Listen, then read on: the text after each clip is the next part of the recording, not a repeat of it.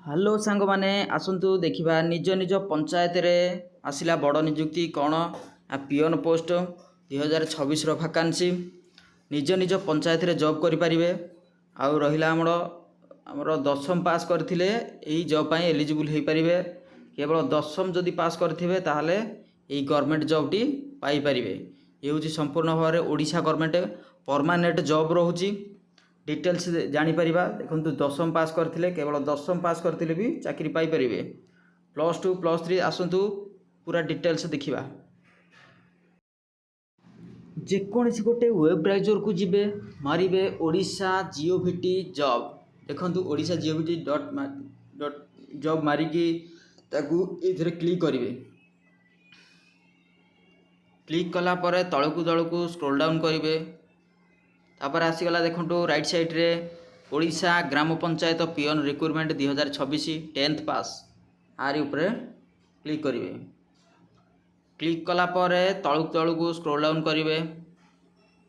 कलापर देखंतु ये आसीगला ओडिशा ग्राम panchayat peon recruitment 2026 details organization name देखंतु ग्राम panchayat Raj and drinking water department government of Odisha panchayat office रहिबो। जॉब टाइप टी रहिबो कौन परमानेंट। ये देखंतु परमानेंट जॉब रहिबो।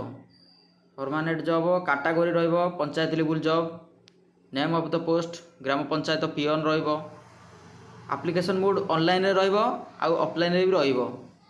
Who can apply Odisha all candidate समस्त कैंडिडेट मेल एवं फीमेल पकई पारिबे। प्लेस ऑफ पोस्टिंग ओडिशा निज निज ग्राम पंचायत रे ही पाइबे।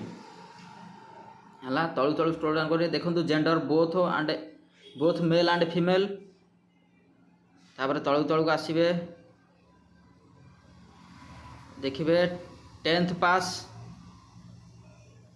ना ये देखंतु मिनिमम एज रोची 18 रु केते बयस 42 पर्यंत 18 रु 42 वर्ष पर्यंत एज रोची रिलैक्सेशन आज पर गवर्नमेंट रूल्स। देखंतु ओबीसी 3 वर्ष रिलैक्सेशन रोची। एससी एसटी 5 वर्ष एक्स सर्विसमैन 5 वर्ष रोची। फॉर पीडब्ल्यू आउ एससी एसटी 15 वर्ष रोची। देखंतु तापर तळु तळु जिबा देखंतु ईडब्ल्यूएस कैंडिडेट केते फीस टोटल फ्री रोची समस्त फ्री रोची। ओबीसी भी free PhD free SC ST भी फ्री समस्त फ्री अच्छी।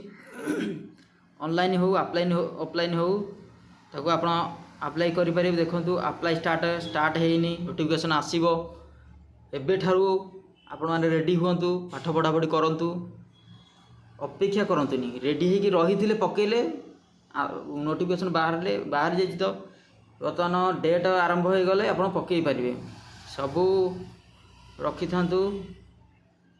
देखो यार ऊपर इम्पोर्टाट लिंक ऊपर क्लिक कले देखईदेव नोटिफिकेशन पीडीएफ नोटिफिकेशन पाइपर।